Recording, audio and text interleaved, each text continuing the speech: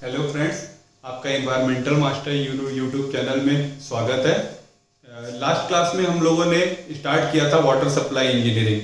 Water supply engineering में हम लोगों ने इंट्रोडक्शन उसका स्टार्ट किया। देन उसको कंप्लीट करने के बाद में इंट्रोडक्शन के बाद में हम लोग वाटर साइकिल पढ़ा। देन वेरियस वाटर डिमांड्स पढ़ा। वाटर डिमांड के साथ में domestic water demand, industrial water demand, commercial water demand, fire demand, public demand and उसके बाद में what are the different formulas for the fire demands पढ़े। और देन उसके बाद में हम लोगों ने कुछ पोर्शंस को रिवाइज किया था। देन उसी को हम लोग और आगे उससे बढ़ते हैं। तो लास्ट क्लास में जो हम लोगों ने पढ़ा था उसका पोर्शन ये है कि सबसे पहले हम लोगों ने वाटर साइकिल का पढ़ा था पोर्शन। जो वाटर साइकिल में हम लोगों ने पढ़ा था, वाटर साइकिल में what are the different parameters, what were the different parameters, that was the evaporation था, then condensation था,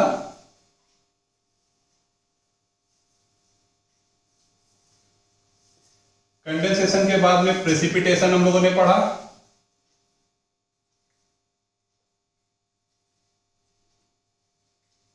प्रेसिपिटेशन के बाद में हम लोगों ने इनफिल्ट्रेशन,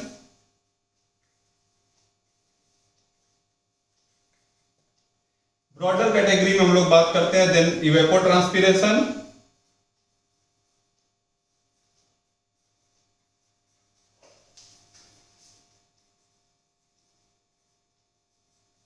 इवेपोट्रांसपिरेशन के बाद में हम लोगों ने surface run of.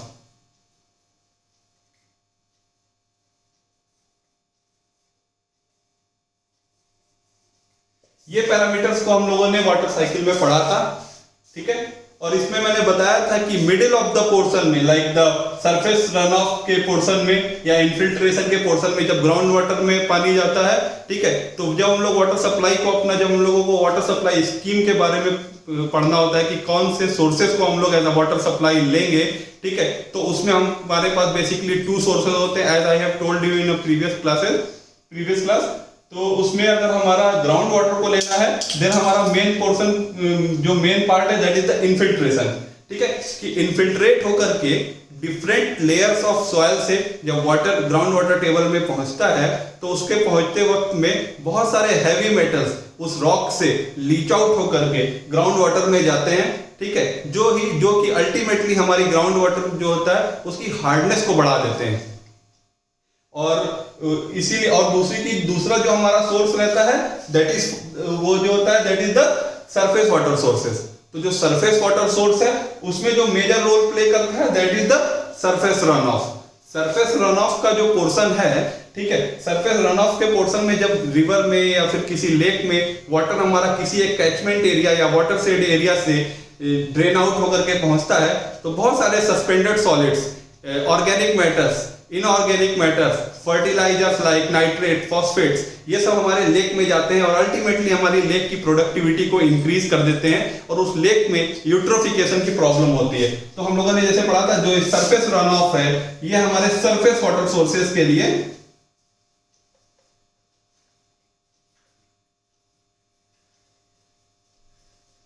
Surface water source के लिए प्रॉब्लम क्रिएट करता है। ये फेज जो है सरफेस वाटर सोर्स के लिए इंपॉर्टेंट फेज है। और ये जो है, this phase is for the ground water,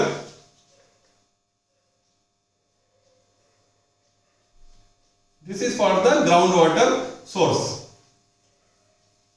ठीक है। अच्छा, अब हम लोगों ने ये पढ़ा था वाटर साइकिल में, इतना हम लोगों ने लास्ट क्लास में पढ़ दिया था। उसके बाद में जब हम लोग आगे बढ़े थे, तो उसके बाद आगे बढ़ने के बाद में हम लोगों ने वाटर डिमांड पढ़ा था। तो वाटर डिमांड का जो पोर्शन था उसमें हमने डोमेस्टिक वाटर डिमांड पढ़ा था, फिर उसके बाद हम लोगों ने इंडस्ट्रियल वाटर डिमांड पढ़ा था, देन कॉमर्शियल वाटर डिमांड पढ़ा था, उसके बाद public water demand, fire demand and कुछ डिमांड थेफ्ट हो गया या फिर कुछ पोर्शन ऑफ वाटर जो है लीकेज के कारण वेस्ट हो जाता है, उसके लिए एक एडिशनल जो प्रोवाइड करते हैं, वो सब हम लोगों ने वाटर डिमांड में पढ़ा था। तो आई थिंक उतना हम लोगों ने कवर कर लिया था, उसको हमको कवर करने की रिक्वायरमेंट नहीं है। नेक्स्ट हम लोग आगे उससे चलते हैं।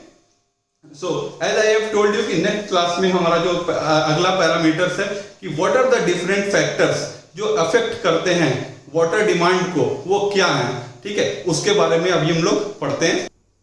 So factor affecting per capita demand जो है, तो these are some factors like the size of city, then the climate conditions, then habit of people या living standard, then the industrial and commercial activity in a town or city, then the quality of water supplied, then cost of water and metering या charging method, then next आता है हमारा pressure in a distribution system, then supply system, किस तरीके की supply, like the intermittent या फिर continuous supply.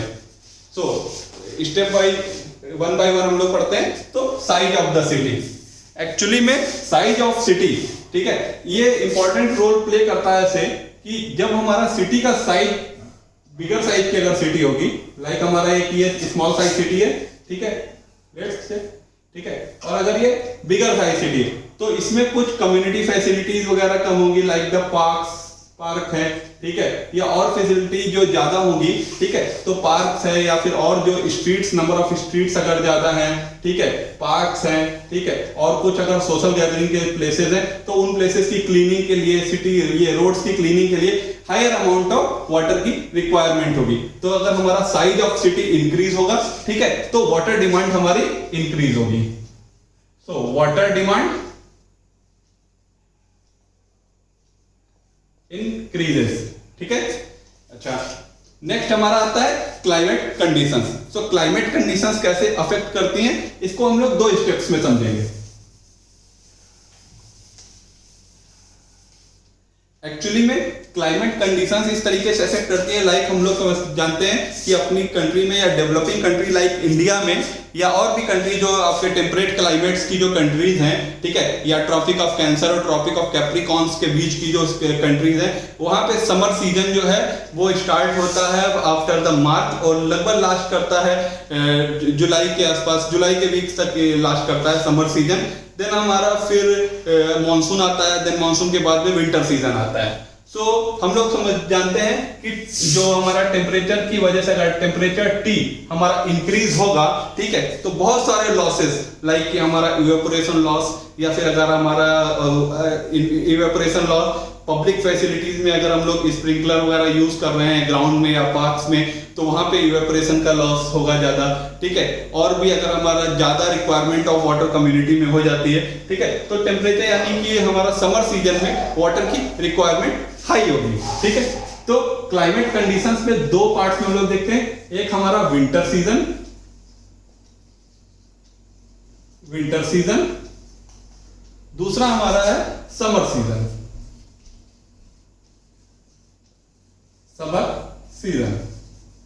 Okay. तो समर सीजन में वाटर की हमारा ड्रिंकिंग की रिक्वायरमेंट बढ़ जाएगी, ठीक है, या जो कम्युनिटी में अगर पार्क्स वगैरह है तो उसमें रिक्वायरमेंट, स्ट्रीट वॉशिंग में हायर अमाउंट ऑफ वाटर की रिक्वायरमेंट होगी।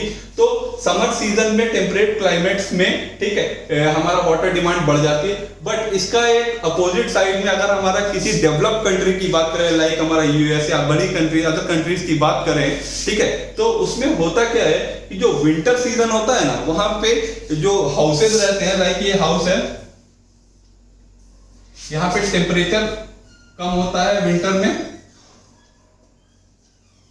में टेम्परेचर कम होता है, ठीक है। जब विंटर में टेम्परेचर कम होता है तो हम अपने हाउसेस के साइड में, मतलब हाउस में जो दीवार में या इस तरीके से पाइपलाइंस के थ्रू वाटर को पास कराते हैं या वाटर फ्लो करता रहता है इस तरीके से, ठीक है। और उसमें क्या है कि जो वाटर है वो उसमें हीट, उस वाटर को हीट करके अपने घर में कूलिंग इफेक्ट को कम करते हैं, यानी कि वहां का टेम्परेचर, अंदर का जो टेम्परेचर, हाउस के अंदर का जो टेम्परेचर है उसको नॉर्मल टेम्परेचर पे मेंटेन करने के लिए वाटर हीटिंग करते हैं। इसका मतलब वहां पे डोमेस्टिक वाटर डिमांड इससे इंक्रीज हो जाती है, ठीक है। तो क्लाइमेट कंडीशंस में जो है समर में जनरली हमारा टेम्परेचर हाई होता है तो वाटर डिमांड हाई होती है, लेकिन जो डेवलप्ड कंट्रीज हैं उन कंट्रीज में ये एक एक्सेप्शन है, ठीक है। और टेम्परेचर जो है वो कम होने पर जो हाउस है, हाउस में हीटिंग इफेक्ट को इंश्योर करने के लिए वाटर को हीट करके और पाइपलाइंस के थ्रू हाउस के चारों तरफ फ्लो कराते हैं, जिससे टेम्परेचर वहां का नॉर्मल रहता है, ठीक है। नेक्स्ट हमारा हैबिट ऑफ पीपल या लिविंग स्टैंडर्ड। ओके, तो उसमें भी एक ये लिविंग स्टैंडर्ड में ये वाला रोल भी, ये वाला भी हमारा जजमेंट जो है ये वैलिड रहेगा। ठीक है, उसके अलावा लिविंग स्टैंडर्ड अगर किसी फैमिली में अच्छा है, ठीक है, या जो बड़ी लिविंग स्टैंडर्ड वाली फैमिलीज हैं, ठीक है, उन फैमिलीज में लाइक हमारा अगर टॉयलेट्स में जाएंगे तो टॉयलेट्स में फ्लशिंग सिस्टम वगैरह यूज करते हैं हम लोग। ठीक है, तो इसको भी हम लोग 2 पोर्शंस में डिवाइड करते हैं, like the low income group, low income group and high income group. High income group. Okay, so जो हमारा लो इनकम ग्रुप है उसमें जनरली वाटर की रिक्वायरमेंट कम होती है। रीजन बिहाइंड इज दैट कि वो उनके पास इतनी सारी फैसिलिटीज नहीं होती है, लाइक फ्लशिंग सिस्टम नहीं होता है। ठीक है, घर में गार्डनिंग वगैरह वो लोग कम करते हैं। ठीक है, और इस तरीके से उनके यहाँ रिक्वायरमेंट वाटर की कम होती है। तो IS 117 1993 ये बोलता है कि जिस फैमिली में या जिस घर में या हाई इनकम ग्रुप में जहां पे हमारी वाटर की रिक्वायरमेंट हाई है, ठीक है, तो उसमें हम लोग 135 वो LPCD ना दे करके जो है वो 200 LPCD अगर वाटर प्रोवाइड कर देते हैं, दैट इज सफिशिएंट। ठीक है, बट इसी तो इसके लिए एक मतलब डेटा है। ठीक है जी, टोटल वाटर डिमांड किस तरीके से निकालते हैं उसको भी हम लोग इससे रिलेट करके देख लेते हैं। तो लो इनकम ग्रुप और हाई इनकम ग्रुप में हम लोग इस तरीके से करते हैं कि if will talk about the low income group, ठीक है, अगर हम लोग लो इनकम ग्रुप की बात करते हैं, लो इनकम ग्रुप, ठीक है, इसको हम लोग LIG बोलेंगे, LIG से रिप्रेजेंट करेंगे। सो लो इनकम ग्रुप में अगर हमारा डोमेस्टिक है, ठीक है, देन हमारा इंडस्ट्रियल डिमांड जो है, देन कॉमर्शियल,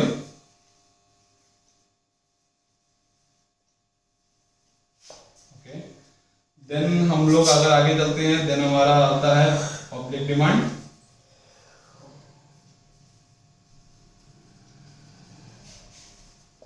ओके, देन हमारा आता है फायर डिमांड,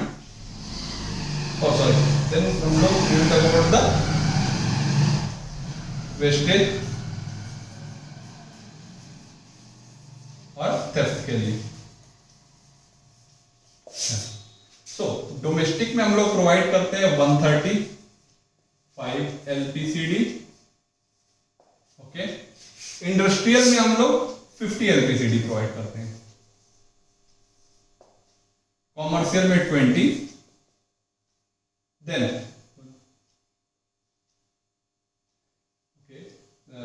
हम लोग जो ये वेस्टेज है इसके लिए प्रोवाइड जो करते हैं दैट इज 10 LPCD, इसमें 55। फायर के लिए हम लोग अलग से प्रोवाइड अगर करना होगा तो उसके लिए अलग से करेंगे, बट जनरल हमारा ये रहता है। तो ये टोटल हुआ 270 LPCD, 270 litre per capita per day हमारा लो इनकम ग्रुप के लिए रिक्वायरमेंट होती है। ठीक है, अगर इसी की जगह हम लोग बात करते हैं हाई इनकम ग्रुप की, लो इनकम ग्रुप की जगह अगर हम लोग बात करें हाई इनकम ग्रुप की, हाई इनकम ग्रुप की जगह अगर हम लोग बात करें, ठीक है, इसको हम लोग HIG से रिप्रेजेंट कर देते हैं, हाई इनकम ग्रुप। सो बाकी सारी चीज सेम रहेगी, but this 135 litres per capita per day goes to 200। Okay, so हमारा कितना डिफरेंस आया, 135 और 200 में कितना डिफरेंस, दैट इज 65। ठीक है, तो we will add 65 in this, so this 270 goes to 335 LPCD litre per capita per day. So ये हमारा हुआ लो इनकम ग्रुप के लिए LIG। Okay, this goes to high income group, high income group. So directly जो है water की requirement high income group में ज्यादा है as compare to low income group. Okay, next हम लोग आगे चलते हैं। नेक्स्ट हमारा इंडस्ट्रियल या commercial activity. So in industrial and commercial activities के लिए इफ विल टॉक अबाउट कि अगर कोई भी इंडस्ट्रियल टाउन है, ठीक है, इंडस्ट्रियल एंड कॉमर्शियल एक्टिविटीज के लिए हम लोग देखते हैं कि अगर हम लोग एक किसी इंडस्ट्रियल टाउनशिप में रह रहे हैं, ठीक है, तो जो इंडस्ट्रियल टाउनशिप है उसमें टोटल वाटर की रिक्वायरमेंट हाई होती है as compare to non industrial या नॉन कॉमर्शियल टाउनशिप्स वगैरह में, ठीक है। देन हमारा quality of water supply. Okay, like कि हम लोग जानते हैं कि आज के समय में वाटर की रिक्वायरमेंट जो है वो नॉर्मल केवल क्वांटिटी ही नहीं रिक्वायरमेंट है, बट क्वालिटी ऑफ वाटर जो है that is also play a very major role, ठीक है। तो अगर हमारा वाटर क्वालिटी हाई होगी या अगर water quality good water quality होगी या वाटर क्वालिटी अगर गुड होगी, ठीक है, तो उस समय में हमारा जो वाटर डिमांड है,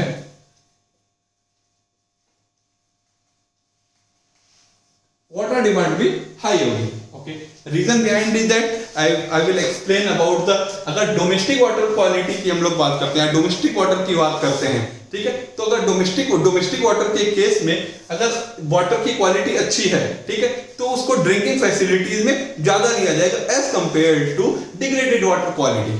जो जिस सोर्स में वाटर क्वालिटी अच्छी नहीं होगी उसके वाटर को हम लोग कम यूज करेंगे।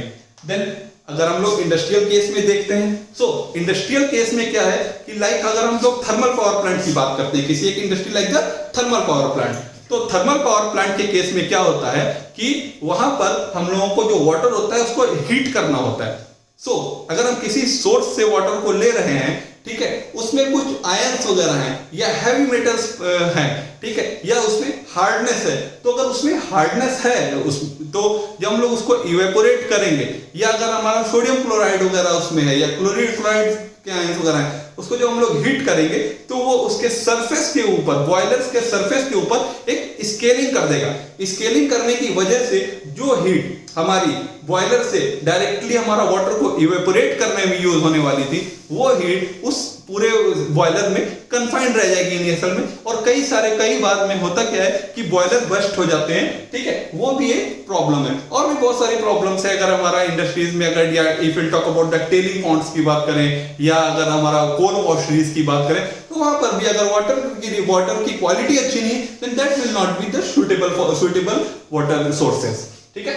देन हमारा cost of water and charging method. Okay, कुछ सोर्सेज ऐसे होते हैं जहां से हमको वाटर जो है वो फ्री ऑफ कॉस्ट मिल जाता है। सो जाहिर सी बात है, बीइंग इंडियन, जैसे हम लोग क्या होता है कि वाटर सोर्सेज में कुछ एक ऐसा सोर्स होगा जहां से हमको फ्री ऑफ कॉस्ट वाटर मिल जाए, क्वालिटी भी ठीक हो, तो उसकी हम लोग उतना इंपॉर्टेंस नहीं देते हैं और उसको वेस्ट करते हैं, ठीक है। सो अगर हमारा कॉस्ट ऑफ वाटर कम है तो डिमांड हमारी हाई हो जाती है, कंजम्पशन हाई हो जाता है, लाइक कि उसको हम लोग वेस्टेज ज्यादा करते हैं। और जो चार्जिंग मेथड है, चार्जिंग मतलब क्या कि जब मीटरिंग, तो जब वाटर को, जब different types of water meters हम लोग घर में लगा देते हैं, हम लोगों ने घर के बाहर देखा होगा कि म्युनिसिपैलिटी वाला जब आता है तो वाटर मीटर से आकर के कितना वॉल्यूम ऑफ वाटर हमने यूज किया, कितना क्वांटिटी ऑफ वाटर हमने यूज किया, ठीक है, वो उस वाटर मीटर में रिकॉर्ड हो जाता है। उसके हिसाब से हमको उनको पैसे पे करने होते हैं, ठीक है। तो वो जो है हमारा जो वाटर टैक्स वगैरह जो हम लोग या वाटर का जो अमाउंट बिल पे करते हैं, ठीक है, तो वो हमारा वो होता है वाटर का बिल। तो चार्जिंग मेथड में अगर हमारा वाटर का बिल हाई है या चार्जिंग अगर हाई है, वाटर का चार्ज ज्यादा लिए जा रहे हैं, वाटर मीटर लगा हुआ है, तो जाहिर सी बात है कि हम लोग वाटर की वेस्टेज नहीं करेंगे एज कंपेयर टू वो घर जिसमें जो है वाटर मीटर्स नहीं इंस्टॉल्ड है, ठीक है। देन हमारा प्रेशर एंड डिस्ट्रीब्यूशन सिस्टम और supply system. Okay, pressure and distribution system की अगर हम बात करें, ठीक है, तो किसी भी एक सिटी में, लाइक कि अगर हम लोग ये एक सिटी है, मान लीजिए ये एक सिटी है, इसमें हमारा मान लो यहाँ पे कोई एक सर्विस रिजर्वायर यहाँ पर लगा हुआ है, ठीक है, सर्विस या ओवरहेड रिजर्वायर यहाँ पे लगा हुआ है। यहां से हमारी डिफरेंट पाइप सप्लाई जा रही है इस डायरेक्शन में, ठीक है, इस डायरेक्शन में लाइक हमारा पाइप से सप्लाई हो रहा है, लाइक इस तरीके से कुछ, ठीक है।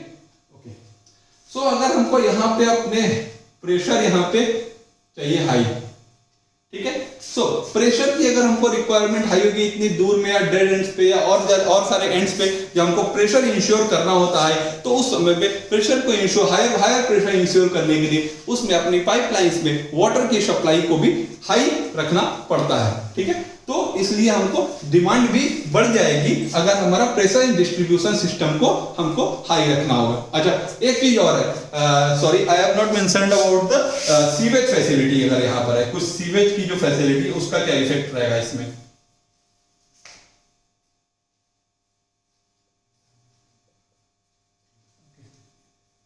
या सीवर सिस्टम की बात करते हैं।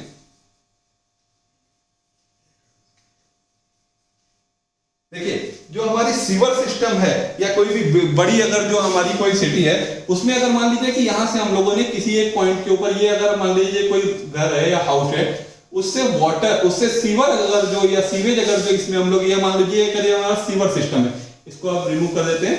लाइक कि हमारा यहाँ पे अगर सीवर सिस्टम है, यहाँ पे हमको आकर के डिस्चार्ज पॉइंट है मान लो या डिस्पोजल पॉइंट है, ओके डिस्पोजल पॉइंट है, यहाँ हमने सीवेज को अपने ट्रीट कर दिया, ट्रीट करने के बाद में यहाँ से हमने ट्रीटमेंट फैसिलिटी से इसमें सीवेज को डाल दिया, ठीक है। तो क्या होता है कि हमारा वाटर की रिक्वायरमेंट हाई हो जाती है अगर हमको बहुत दूर जा करके अपने सीवेज को डिस्पोज करना है। रीजन बिहाइंड इज दैट हम लोगों ने पढ़ा हुआ है या सुना भी होगा कभी आप लोगों ने, आगे भी हम लोग अगर वेस्ट वाटर में जब अगले पोर्शन में पढ़ेंगे तो वहां पे बताएंगे, एक टर्म होता है self क्लीजनिंग velocity.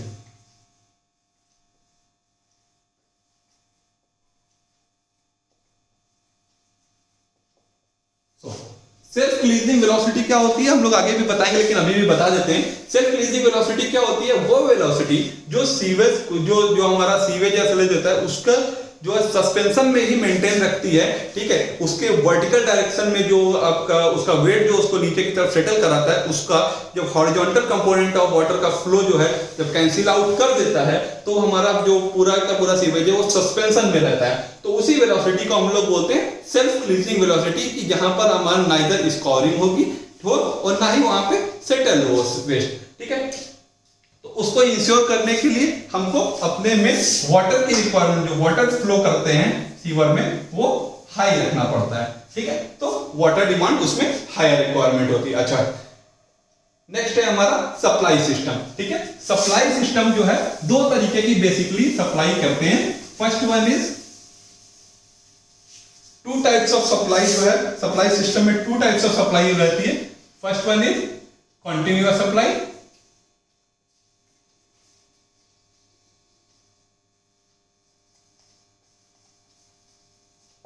Second one is intermittent supply.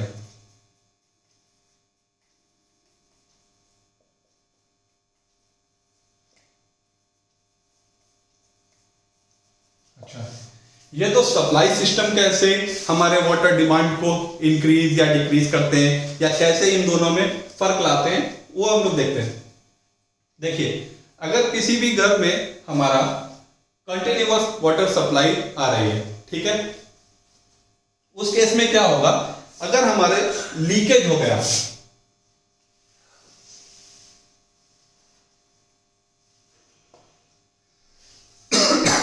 अगर हमारा लीकेज हो गया, ठीक है, और इसमें भी देखते हैं लीकेज का केस। अगर हमारा लीकेज हो गया, ठीक है, तो जो वाटर फ्लो कर रहा है वो कंटिन्यूअसली वेस्ट होता रहेगा।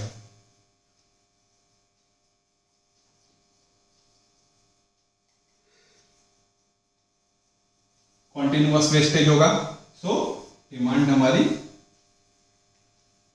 बढ़ जाएगी, ठीक है। इसी के अपोजिट वेस्टेज कम होगा, सो डिमांड हमारी कम होगी, ठीक है। बट इसका एक एक्सेप्शन रहता है। उसमें क्या होता है कि जनरली जो हमारा ह्यूमन बिहेवियर है वो क्या कहता है कि जब हमारा इंटरमिटेंट सप्लाई हो रही है घर में, तो इंटरमिटेंट सप्लाई के लिए एक टाइम फिक्स करती है म्युनिसिपैलिटी, ठीक है, कि हमारा इस टाइम से लाइक हमारा अगर मॉर्निंग में वाटर की रिक्वायरमेंट किस समय हाई होती है, लाइक 5 बजे 5 AM टू 8 AM या 9 AM के बीच में वाटर की रिक्वायरमेंट हाई हुई। इवनिंग पीरियड में लाइक हमारा 4 बजे से 6 बजे तक या 4 PM टू 6 PM या 7 PM के बीच में हमको वाटर की रिक्वायरमेंट हाई होती है, तो हमारा इंटरमीडिएट सप्लाई उस समय में आ जाता है। जनरली ये लो इनकम ग्रुप फैसिलिटी लोग इसको ज्यादा यूज करते हैं इंटरमीडिएट सप्लाई को, तो उनका घर वर में वाटर जो है उसको वो लोग स्टोर करके रख लिया और होल डे उसको यूज किया।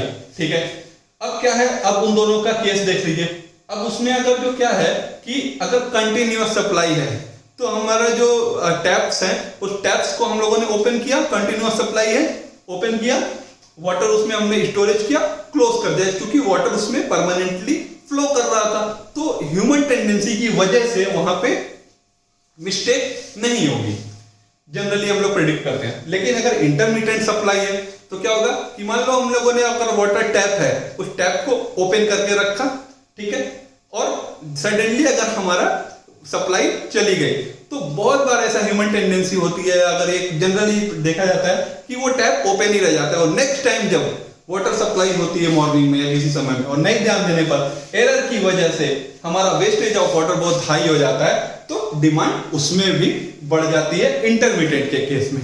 सो ये हमारे 9 स्टेप्स थे फैक्टर्स अफेक्टिंग द पर कैपिटा डिमांड। हम लोगों ने काफी डीपली एक एक स्टेप्स को कवर किया। नेक्स्ट हम लोग आगे बढ़ते हैं। जैसा हमने लास्ट क्लास में बोला था कि हम फैक्टर्स अफेक्टिंग वाटर डिमांड को करने के बाद में नेक्स्ट स्टेप हम लोग एक न्यूमेरिकल करते हैं फायर डिमांड के ऊपर। फायर डिमांड को कैलकुलेट करते हैं, ठीक है। तो न्यूमेरिकल क्या है हमारा, calculate fire demand for population of 1.5 lakh using various empirical formulas, ठीक है। अब वेरियस इंपेरिकल फॉर्मूलाज कौन कौन से थे उसको आप लोग रिकॉल करिए, लास्ट क्लास में मैंने उसको बताया हुआ था, ठीक है, ठीक है। फर्स्ट फार्मूला हमने क्या पढ़ा था, that is the Kuichling formula.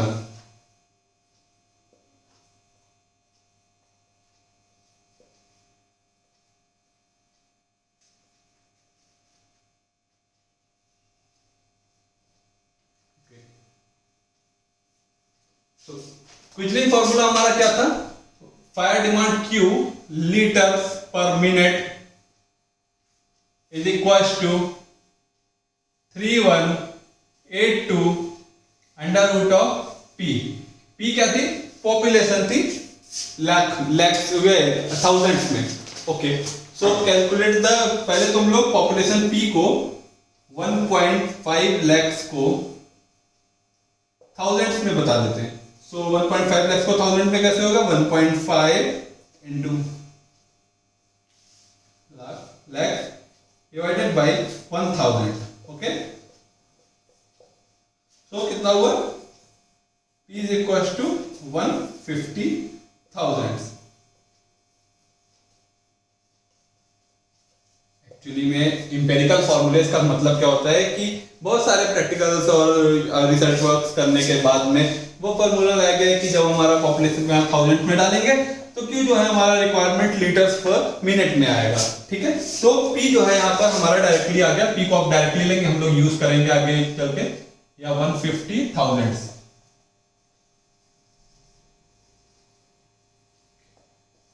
ठीक है। So Q is equal to 3182 under root of 150। So this comes to be, ये हमारा कितना है, 3897.1.382 लीटर्स पर मिनट, ओके। इसको हम लोग जो जनरल यूनिट यूज करते हैं हम लोग उसमें कन्वर्ट कर लेते हैं MLD में। तो MLD में इसको कन्वर्ट करेंगे कैसे, MLD में इसको कन्वर्ट किया मिलियन लीटर्स पर डे, ठीक है। Million litres per day MLD में इसको कन्वर्ट करने के लिए हम लोग क्या करेंगे, 10 टू द पावर -6 से मल्टीप्लाई कर देंगे तो हमारे मिलियन लीटर्स में आ गया। और मिनट्स को डे में कन्वर्ट करने के लिए 24 इंटू 60, ठीक है। 24 क्योंकि 24 आवर्स होता है वन डे में, और एक आवर में 60 मिनट्स होता है, ठीक है। So this comes to be 56.12 MLD, 56.12 MLD, million litre per day formula था। देन नेक्स्ट हमारा कैलकुलेट करते हैं फ्रीमैन्स फॉर्मूला से।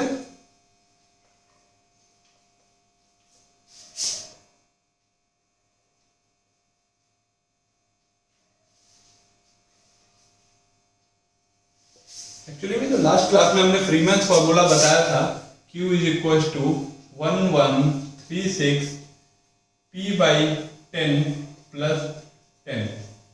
इसमें बहुत जगह देखने के बाद में मेरे को मिला है कि यहाँ पे P/10 की जगह पे P/5 रहता है, ठीक है। सो हम लोग इसको आप लोग चेंज कर लीजिएगा थोड़ा सा, ठीक है। सो हम लोग इसको P/5 से कन्वर्ट कर P/5 से कैलकुलेट करते हैं। So Q is equal to 1136 P कितना है 150 divided by 5 plus 10।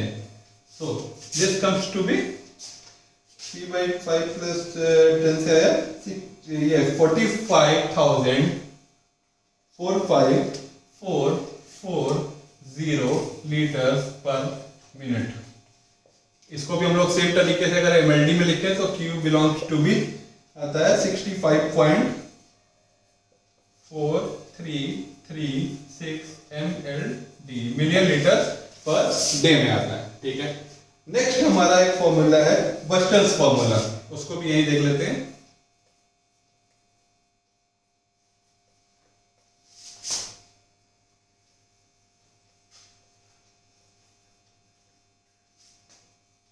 Busters formula क्या बोलते हैं? Q is equal to 5663 under root P. So Q belongs to 5663 under root of 150, sorry 5663 150, ठीक है। So Q यहां से हमारा आ गया 69,357.302 लीटर्स पर मिनट, ओके। इसको MLD में हम लोग कन्वर्ट करते हैं, ठीक है।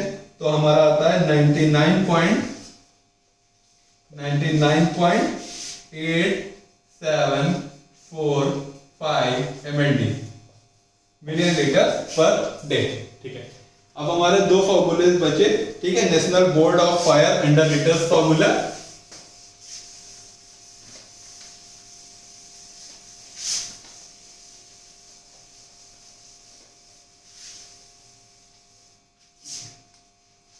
तो नेक्स्ट हमारा है फोर्थ नंबर।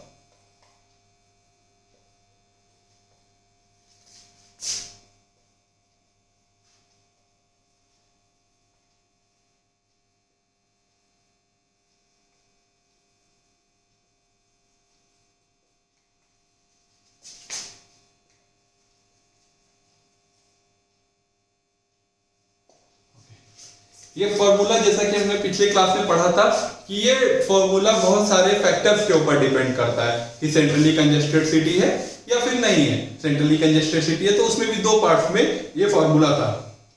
जैसे कि अगर 2 लाख के पॉपुलेशन कम है तो हमारा एक फॉर्मूला था 4637, ठीक है, under root of P bracket पे 1 माइनस, या लिख देता हूं मैं यहाँ पे। तो if population P less than 2 lakh, तो हमारा formula Q is equal to 4637 under root of P 1 minus 0.01 under root P, ये हमारा वैलिड था फॉर्मूला, ओके। लेकिन इसी की जगह अगर पॉपुलेशन P जो है, ये सेंट्रली कंजेस्टेड सिटी के लिए अगर पॉपुलेशन P जो है ये हमारा less than more than 2 lakh था, तो उसके लिए हम 56,400 लीटर्स पर मिनट फर्स्ट फायर के लिए प्रोवाइड कर देते थे। अगर एक बार फायर हो गया, कहीं पे फायर लग गई तो, ठीक है। और अगर दूसरी बार फिर से लगा तो उसके लिए हमारा 9100 से 36,400 लीटर्स पर मिनट प्रोवाइड करते थे। अब उसी में दूसरा जो पोर्शन था जो central non centrally congested cities थी, ठीक है, उसमें क्या था कि 2200 लेकर के लो राइज बिल्डिंग के लिए लीटर्स पर मिनट और हाई राइज बिल्डिंग के लिए 4500 लीटर्स पर मिनट हम लोग 4500 लीटर्स पर मिनट प्रोवाइड करते हैं। लेकिन यहाँ 2 लाख से कम है population, P is equal to population जो है हमारा 1.5 लाख है, 1.5 लाख है, ठीक है। सो इसके लिए हम लोग यहाँ से कैलकुलेट कर लेंगे Q is equal to 4637 under root of population को हम लोगों को थाउजेंड पे पुट करना है यहाँ पे 1 माइनस 0.01 अंडर रूट ऑफ 150 ठीक है। तो Q जो है यहां से आता है, Q comes out to be 835.92 litres पर मिनट में, लीटर्स पर मिनट में। सो Q जो है यहाँ पे mld में आएगा 71.764 mld। ओके, के लिए जो हमारा Q था, ठीक है, ये किलो लीटर्स में आता है, किलो लीटर्स में। ठीक है, तो ये क्या था, under root of 100 into population in 1000। ठीक है, तो Q इज इक्वल्स टू कैसे आएगा, 100, sorry Q equals to 100 into population P जो है वो हमारा 150 हो गया। ठीक है, so this comes to be 122.4745 kilo litre. ठीक है, एक बार हम जरा सबको एक साथ लिखते हैं, फिर देखिए कि कितना वेरिएशंस है इन फॉर्मूलेस को यूज करने के बाद में आता है। तो देखिए क्विचलिंग फॉर्मूला हमने यूज किया, एक्चुअली में जो हमारा पॉपुलेशन सेम है, सेम पॉपुलेशन के लिए क्विचलिंग फॉर्मूला 56 वैल्यू देता है एमएलडी में, फ्रीमैन 65, बस्टन फॉर्मूला 99.875 या 875, देन नेशनल बोर्ड फॉर्मूला 71.764, और जो एज पर गिवन फॉर्मूला इस फॉर्मूले की यूनिट्स में चेंज है, जैसे किलो लीटर्स में वैल्यू दी है 122.4745, और कितने टाइम्स में इसको प्रोवाइड करना है उसको प्रोवाइड करने के बेसिस पे इसकी वैल्यू एमएलडी में आएगी। सो जैसा कि एक एम्पिरिकल फॉर्मूला है, डिफरेंट साइंटिस्ट ने इसको यूज किया है और उससे प्रेडिक्ट करके बताया, तो इसकी वैल्यू भी डिफरेंट प्लेसेस पे डिफरेंट आती है। एक्चुअली में कुछ फॉर्मूले जो हैं कुछ टाइप्स ऑफ सिटीज के लिए वैलिड है, ठीक है, तो उन सिटीज के मुताबिक इसकी वैल्यू जो है वो वेरी करती हैं। जैसा कि हम लोगों ने fire demand, domestic water demand, सारे फैक्टर्स वगैरह को पढ़ लिया। अब हमारा जो नेक्स्ट स्टेप रहता है कि हम लोग जो वाटर फैसिलिटी को डिजाइन कर रहे हैं, ठीक है, या वाटर ट्रीटमेंट यूनिट्स को डिजाइन कर रहे हैं, वो ट्रीटमेंट यूनिट कितने टाइम के लिए हमारी एक सिटी को सस्टेन करने वाली है, या उसको कितने टाइम के लिए हम लोग डिजाइन कर रहे हैं। देखिए जैसा कि हमने इनिशियली बताया था कि एक पॉपुलेशन होगी, ठीक है, उस पॉपुलेशन के बेसिस पर, on the basis of that population we have to design our water treatment facility, ठीक है, या वाटर सप्लाई स्कीम्स को हम लोग उस हिसाब से डिसाइड करते हैं। बट ऐसा नहीं है कि केवल पॉपुलेशन के बेसिस पर, और भी बहुत सारे फैक्टर्स रहते हैं, जैसे कि उस सिटी का एक्सपेंशन कैसे हो रहा है, उस सिटी का एक्सपेंशन के साथ में उस पर इंडस्ट्रियल एक्टिविटीज किस तरीके से हो रही हैं, कॉमर्शियल एक्टिविटीज कैसे हो रही हैं, किस टाइप की हम लोग सोर्सेस को, किस टाइप के सोर्स को हम लोग यूज कर रहे हैं, उस जो वाटर सोर्स है जिससे वाटर को हम लोग पिक कर रहे हैं या इनटेक कर रहे हैं, ठीक है, उसकी कैपेसिटी कितनी है, वो कितने टाइम तक एक मतलब कांस्टेंट अमाउंट ऑफ पॉपुलेशन को कितने टाइम तक सस्टेन करने वाला है, ठीक है, एक वो फैक्टर हो गया। उसके अलावा जो सबसे मेन इंपॉर्टेंट फैक्टर होता है वो होता है कि हमारा जो वाटर ट्रीटमेंट यूनिट है, डिफरेंट वाटर ट्रीटमेंट यूनिट हैं, उनकी कैपेसिटी या उनका यूजफुल लाइफ कितना है। तो हम लोग आगे चलते हैं, एक बार देखते हैं कि हमारा जो वाटर ट्रीटमेंट यूनिट है उसकी डिजाइन लाइफ क्या होती है।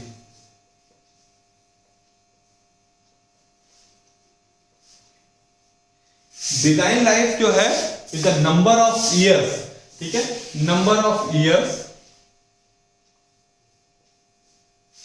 नंबर ऑफ ईयर्स और पीरियड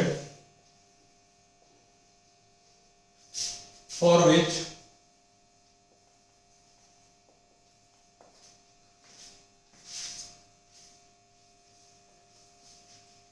एनी स्ट्रक्चर, यहाँ पे हम लोग वाटर सप्लाई सिस्टम बोलते हैं, वाटर सप्लाई सिस्टम यूज कर रहे हैं ना यहाँ पे,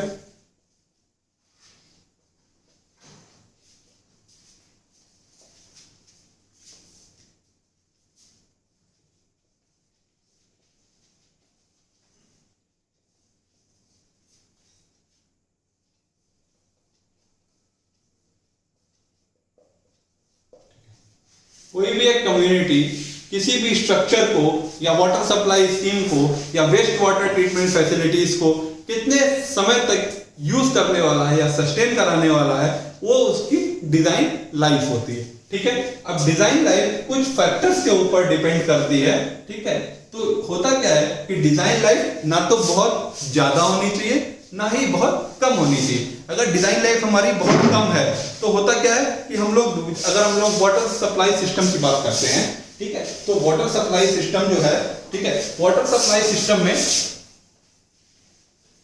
बहुत सारे स्ट्रक्चर्स रहते हैं या बहुत सारे उसके पार्ट्स रहते हैं। लाइक सबसे मेन पोर्शन क्या है? डैम। डैम या उससे एसोसिएटेड रिजर्वायर। ठीक, दूसरा जो हमारा है क्या? डिस्ट्रीब्यूट या हमारा पाइप नेटवर्क।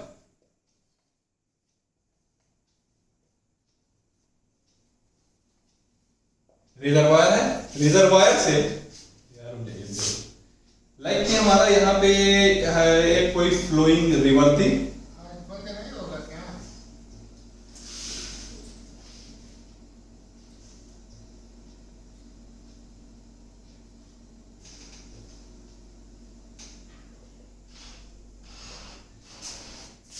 हमारा जो फ्लोइंग रिवर है, ठीक है, उस फ्लोइंग रिवर के ऊपर लाइक यहाँ पे एक हम लोगों ने डैम बनाया। उस डैम पे यहाँ पे हमारा रिजर्वायर है। ये हमारा अगर मान लीजिए एक डैम हो गया, ये हो गया रिजर्वायर।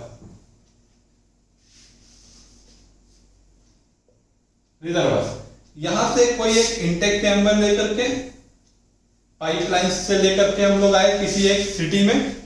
उस सिटी में लेकर के आने के बाद में हम लोगों ने उसमें पाइप नेटवर्क था। यहाँ पे बहुत सारे ज्वाइंट्स लगे गए, मान लीजिए यहाँ पे कुछ ज्वाइंट्स लगे पाइप्स में। ठीक है, पाइप जो है बिगर साइज का पाइप है, तो ये हमारा पाइप नेटवर्क हो गया।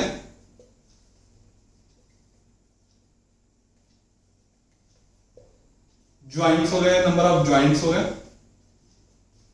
ठीक है, ज्वाइंट्स होने के बाद में ये एक ट्रीटमेंट यूनिट में आएगा। मान लीजिए या this is called the treatment unit. मान लो गया ट्रीटमेंट यूनिट हो गया।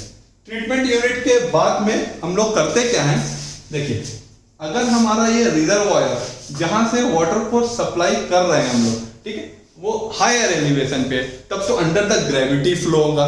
अगर इसी के कंपैरिजन में हम लोग कोई रिजर्वायर है जहां से कुछ ऊपर लेकर के जाना है, अगर यही पोर्शन यहां पे होता तो यहां पे हम लोग एक पंप इंस्टॉल करते हैं, ठीक है। या अगर हम लोग यहाँ पे ग्राउंड वाटर सोर्स को यूज कर रहे होते तभी भी हमको सक्शन पंप की रिक्वायरमेंट होती। लेकिन चूंकि यहाँ पर हम लोग बात कर रहे हैं रिजर्वायर जो है that is higher elevation than our city, ठीक है, तो हायर एलिवेशन होने की वजह से अंडर द ग्रेविटी फ्लो होगा। लेकिन होता क्या है, ट्रीटमेंट हमने वाटर का कर दिया। वाटर का ट्रीटमेंट करने के बाद में अब इस वाटर को हमको अगर इस ट्रीटमेंट यूनिट से डायरेक्टली हम तो भेज नहीं सकते। हम लोगों ने एक सेक्शन क्या होता है कि हम लोगों ने पढ़ा है क्लोरीनेशन। जब क्लोरीनेशन हम लोग वाटर ट्रीटमेंट यूनिट में लास्ट स्टेप को क्लोरीनेशन करते हैं तो उसके बाद में हम लोग अपने वाटर को तुरंत ही पाइपलाइंस में छोड़ देते हैं। पाइपलाइंस में जब तुरंत छोड़ते हैं तो क्लोरीनेशन का जो नेक्स्ट स्टेप रहता है स्टोरेज भी एक ट्रीटमेंट फैसिलिटी की तरीके से यूज होता है। तो यहाँ पे क्या करेंगे, हम लोग एक ओवरहेड टैंक बनाएंगे, ठीक है, या ओवरहेड टैंक बनाएंगे या इंज टैंक वगैरह रहता है। बीइंग अ सिविल इंजीनियर अगर हम लोग देखें तो, ठीक है, तो यहाँ पे एक टैंक रहता, ठीक है, which is the out of the dome shape का, कुछ इस तरीके से शेप उस टैंक की रहती है जनरली, या लाइक इस तरीके से कुछ शेप अगर उस टैंक की मान लीजिए है, ठीक है, तो ये ओवरहेड टैंक हो गया।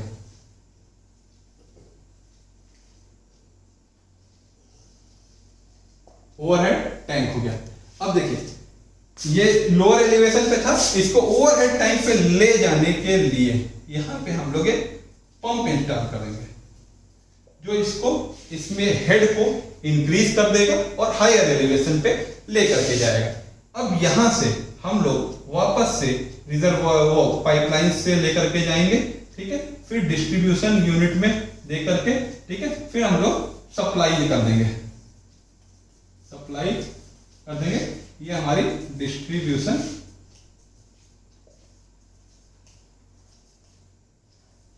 ये हमारी डिस्ट्रीब्यूशन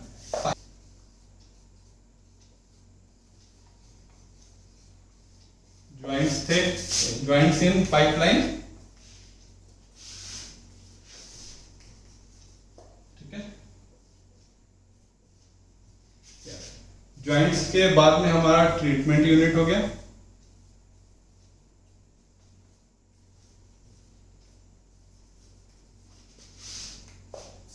ट्रीटमेंट यूनिट के बाद में हमारा मान लीजिए कि ओवरहेड,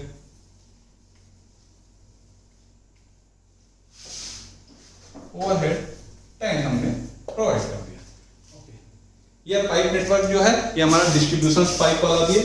अब देखिए जो डैम्स होते हैं वो बड़े साइज के होते हैं, एक बार जिस साइज का डैम बन जाता है उसका एक्सपेंशन कर पाना that is not so much feasible, environmental, ecological, economical, ठीक है, ये किसी भी स्तर से सही नहीं होता है। और बीइंग एनवायरमेंटल इंजीनियर अगर हम लोग एनवायरमेंटल इंपैक्ट असेसमेंट या और भी रिपोर्ट्स को पढ़े या एनवायरमेंटल इंपैक्ट असेसमेंट करना किसी भी एक एरिया में, that is not so much feasible. तो जो डैम एक बार डिजाइन होगा, ठीक है, और भी जो भी इरिगेशन फैसिलिटीज वगैरह है सब कुछ अगर मिला करके अगर हम लोग उस तरीके से पूरा अगर एक बड़ा डैम डिजाइन कर रहे हैं, ठीक है, तो वो हम इतना इजी नहीं रहता है उस फैसिलिटी को रोज रोज इंक्रीज कर पाना या उसके डिमांड को फुलफिल करने के लिए उसकी कैपेसिटी को बढ़ा पाना, that is not so much feasible. तो इसको हम लोग नियरली 50 इयर्स के डिजाइन लाइफ के लिए डिजाइन करते हैं। अच्छा, नेक्स्ट हमारा क्या है, या ओवरहेड टैंक। ओवरहेड टैंक का क्या है कि ये हमारा उतना बड़ा होता तो है स्ट्रक्चर बड़ा, बट ये क्या लोकलाइज स्ट्रक्चर है। किसी भी एक पॉइंट पर ये कोई, या जनरली क्या होता है जो रेडियल, जहां पे रेडियल वाटर डिस्ट्रीब्यूशन सिस्टम रहता है, लास्ट में हम लोग पढ़ेंगे जैसे हमने लास्ट में पढ़ा था, तो रेडियल वाटर डिस्ट्रीब्यूशन सिस्टम के केस में, ठीक है, ये सेंटर ऑफ द सिटी के ऊपर सिटी में रहता है, तो ये लोकलाइज केस है। इसको इतना आसान नहीं होता है एक्सपेंशन कर पाना, बट फिर भी एक्सपेंशन कर सकते हैं। तो इसको हम लोग 15 इयर्स के डिजाइन पीरियड के लिए डिजाइन कर देते हैं। ओके, नेक्स्ट हमारा है treatment unit, these are also the localised unit. तो इसको भी हम लोग 15 इयर्स के डिजाइन पीरियड के लिए डिजाइन करते हैं। अच्छा, अब सबसे इंपॉर्टेंट केस है पाइप नेटवर्क और ज्वाइंट्स इन अ पाइपलाइन। होता क्या है, जो एक पाइपलाइन को जब ले किया जाता है किसी भी एक सिटी में, तो मान लीजिए कि एक हमारी ये सिटी है, कोई भी,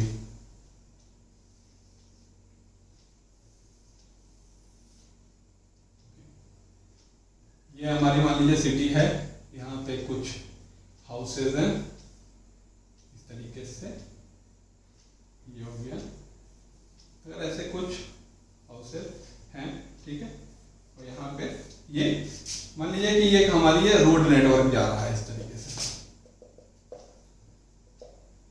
ठीक है। तो देखिए ये हमारा मान लीजिए अगर रोड नेटवर्क है, यहां पे हमारा रिजर्वायर है मान लीजिए कहीं पर,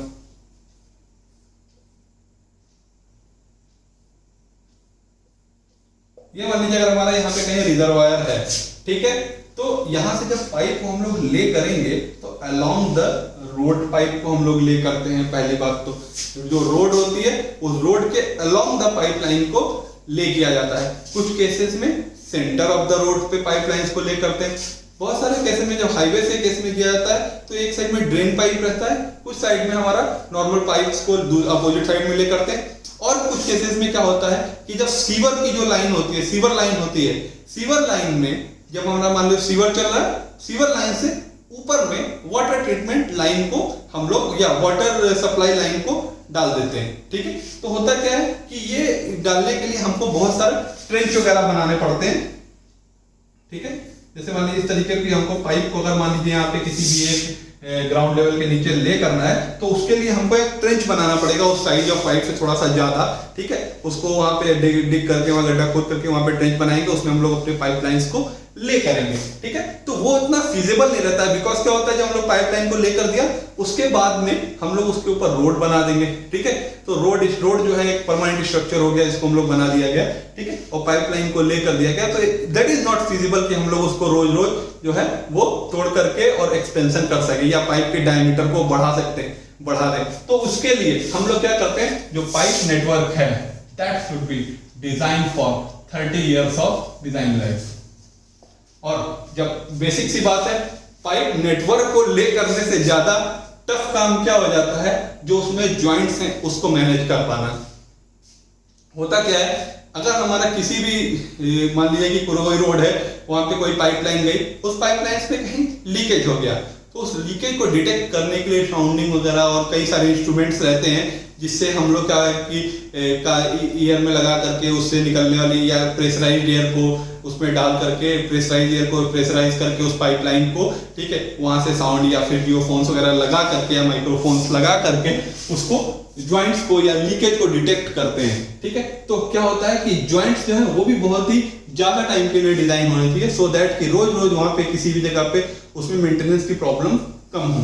तो उसके लिए क्या होता है, ज्वाइंट्स को भी 30 इयर्स के डिजाइन पीरियड के लिए डिजाइन कर दिया जाता है, ठीक है।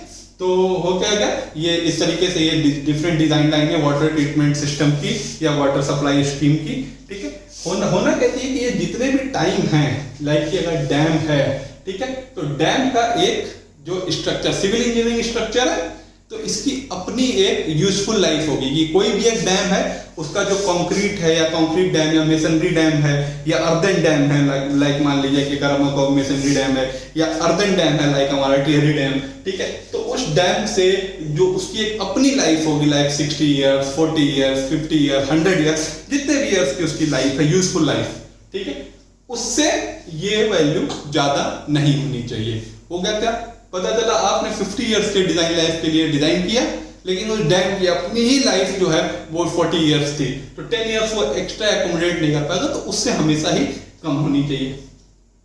और इसी तरीके से मान लीजिए कि अगर हमने पाइप नेटवर्क को डिजाइन किया, या अगर जीआई पाइप है, कास्ट आयरन पाइप्स है, ठीक है, सीआई पाइप्स है, ठीक है, तो उसकी अपनी एक लाइफ होगी स्ट्रक्चर की, या उस पाइपलाइन की अपनी एक लाइफ होगी, उस लाइफ से डिजाइन लाइफ ज्यादा नहीं होनी चाहिए, ठीक है।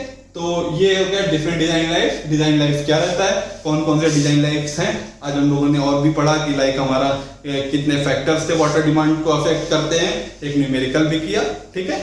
तो नेक्स्ट हम लोग अगले क्लास में इसके आगे बढ़ेंगे, ठीक है। आगे बढ़ने के लिए हम लोग कुछ और स्टेप्स है, पिकिंग फैक्टर्स क्या रहते हैं, कितने डिमांड में किस तरीके से वेरिएशंस आता है, लाइक कि हमारा डेली वेरिएशन कितना होता है, आवरली वेरिएशंस कितना होता है, एनुअल वेरिएशंस कैसे होता है, उसको किस तरीके से एकोमोडेट किया जाता है वो, और डिफरेंट टाइप्स ऑफ सोर्सेज क्या क्या हम लोग वाटर ट्रीटमेंट फैसिलिटीज में यूज कर सकते हैं, उसको किस तरीके से हम लोग डिसाइड करते हैं, लाइक वेल हो गया, स्टेनर टाइप वेल हो गया, कैविटी टाइप वेल हो गया, ये सब चीजें हम लोग नेक्स्ट क्लास में पढ़ेंगे। और कुछ हमारे डिफरेंट पाइप्स हैं, उन पाइप्स के किस तरीके से ज्वाइंट्स हैं, किस तरीके से लीकेज डिटेक्शन किया था, इन सब चीजों को हम लोग आगे आने वाली क्लासेस में पढ़ेंगे। आज हम लोग यही रुकते हैं, बाकी हम लोग अगले क्लास, ठीक है। अगर आपको ये हमारी वीडियो अच्छी लगी हो तो लाइक, शेयर एंड सब्सक्राइब करें, ठीक है। Thank you very much.